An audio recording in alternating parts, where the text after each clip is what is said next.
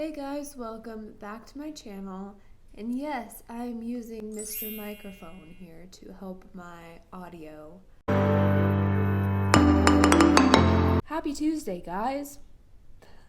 It's not just any Tuesday, it's Tuesday. 2/22/22 on a Tuesday. Yes, I am a nerd, but I am so excited about this, and I love it too much. Okay, now let's really get on to the video. Alright, welcome back to my channel, or welcome to my channel if you are new here. If you are new here, before the video starts, please consider hitting that subscribe button and the notification bell right next to it so you can be notified every time that I upload. Cool beans, so let's jump in right into this. It's honestly been a really weird morning. I don't even know what time it is, but it's been, yeah. This Terry right now that you see is completely different from the Terry I was like 3 hours ago. And no, I'm not saying that I was a different Terry. I mean my mood, you know? Anyways, so this video is going to be about, ooh, my voice cracked. This video is actually everywhere right now. So this video is going to be about mental health because it's not talked about enough, and I want to talk about it and bring it to life. And as you guys may tell, I talk with my hands a lot. I'm gonna try not to, but it's tough. So it's probably not gonna happen. I probably will still talk with my hands. I don't know where I'm going with this. I need to get back on track. Okay, brain.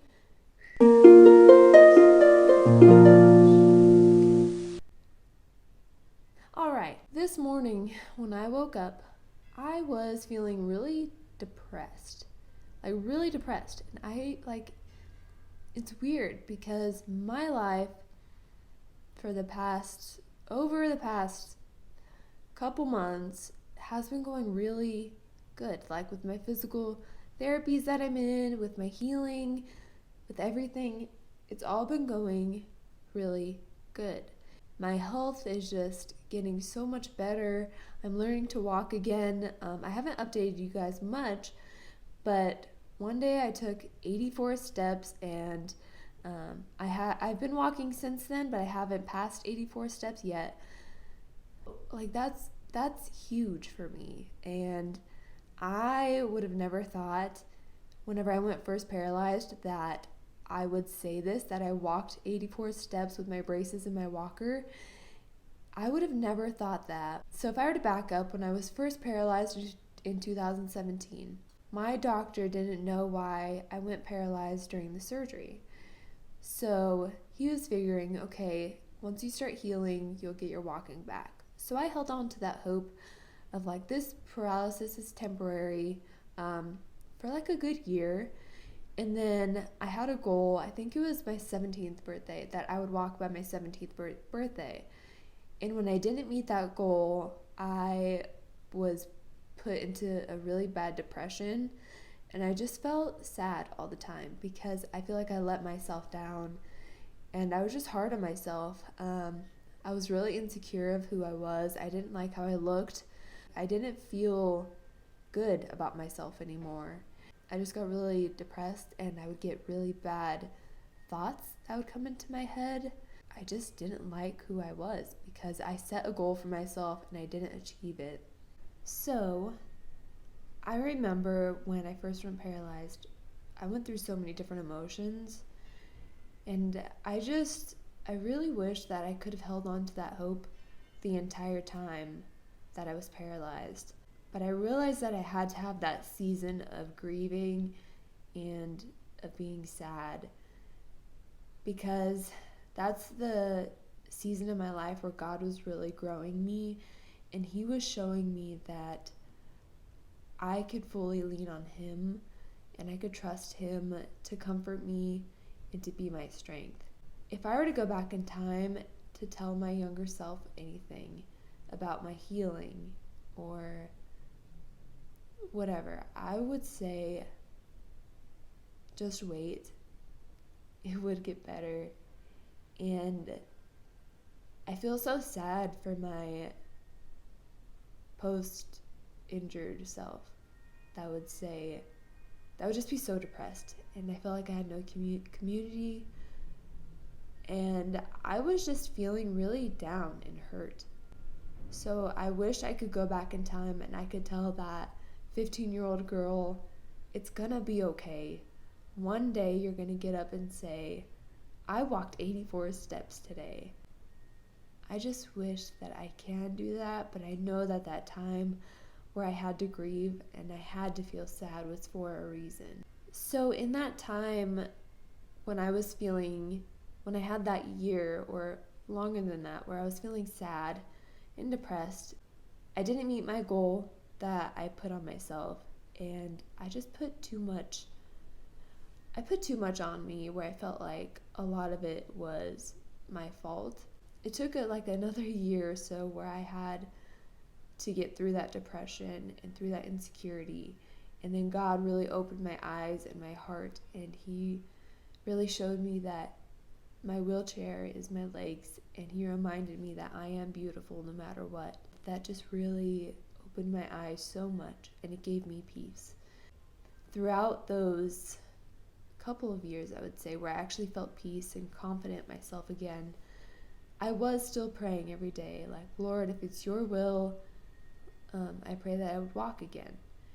Please give me that miracle. I want to walk again. Those years when I was praying, like, Lord, give me this miracle, in my head I was thinking, like, I want to get this miracle where one day I just wake up, I get out of bed, and I'm able to walk. And my brain doesn't have to relearn anything, and I can just get up and walk. And yeah, God can do that.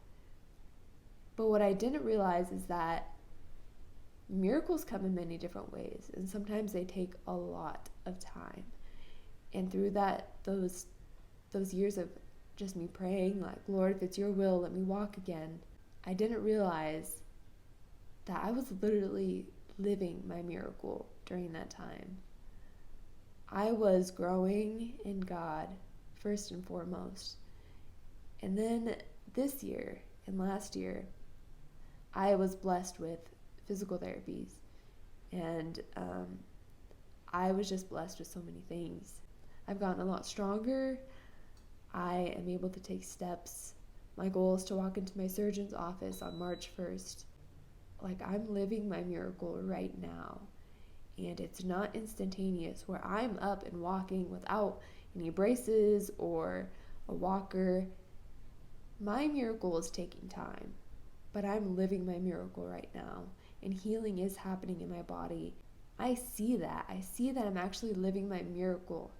My healing may not have been instantaneous, but I'm actually so thankful that it wasn't, because in this miracle that I'm living right now, in this healing process that I'm going through to walk again, I am growing so much in Jesus, and I am living to know him even more. So if I were to be healed instantly, I wouldn't have as much growth as I have had like in the past couple of years. I wouldn't have had that growth. If I was able to wake up one day and just get up and walk, I would still be living off my own strength and not God's, because I didn't have that time where I could grow in him spiritually and just get to know him more intimately. Well, I find it that this time of life is just so important. I want to encourage you guys, like, life is hard, and we can get stuck in this depression and feeling sad and all of the above. It's okay to feel feelings, just try not to stay stuck in them. I have to realize, like, what am I overlooking in my life right now? Like, I'm living my miracle. I'm living in my miracle right now. So my question for you guys is, what could you possibly be overlooking in your life right now? Do you think you could be living in your miracle? And I know miracles can take a little bit of time, but just hold on to that hope that it will happen for you too, because God is so good and he's so gracious and he's so faithful that we could wholly lean on him to be good to us and be truthful to us because his word is true. This morning when I woke up feeling depressed, I had to pull out my Bible because I know that nothing else can satisfy me and fill my heart like the living word can. There's so many things in the Bible where people have hard times, but they still look to God because they know he is good and they know he will give them a revival. They know that he will comfort them and he will give them peace that transcends all understanding. To know that there is people in the Bible who even go through times like we do, who have depression, anxiety, who feel sad, like it's comforting in a way to know that even people in the Bible feel how we feel today. And it's comforting to know that they still trusted that God would redeem them and help them and provide for them. First off, depression does not come from God. It comes from the enemy. And God is hearing you. He knows your thoughts. He knows you. But the devil is also listening too. The devil cannot hear your thoughts, but he can hear your words. Only God can hear your thoughts. So right now, as I'm speaking to you, I'm talking about God, who is the Most High, who has already overcome and beaten the devil. I am talking about my Father, the King of all kings, who has already came to save the world and who will redeem me, and he will redeem you too. I'm speaking of the God who loves us so immensely that he gave his own Son to die on a cross just to save us from our sins. I am speaking of the God who earnestly seeks out your heart and who wants to save you, and he loves you so much. Jesus has already won the battle, and you just have to give him your heart. That's what I wanted to talk about today, to let you guys know, first and foremost, that it is okay to grieve. It's okay to be sad. It's okay to cry. And it's okay to feel. It's okay to have those moments. Just don't get stuck in them. Because we have Jesus who is greater above those feelings. And he loves you. And I pray he gives you comfort that you need, maybe in this moment right now. I pray he gives you that comfort because he is the King above everything. And he is the God of all comfort. I hope you can fully trust in him and in that. With all that being said, stay blessed, don't stress, give God your very best. Peace out. Where was I again? Right. And it's honestly very satisfying. Like, look at how cute. It's so cute. Okay, I need to stop now.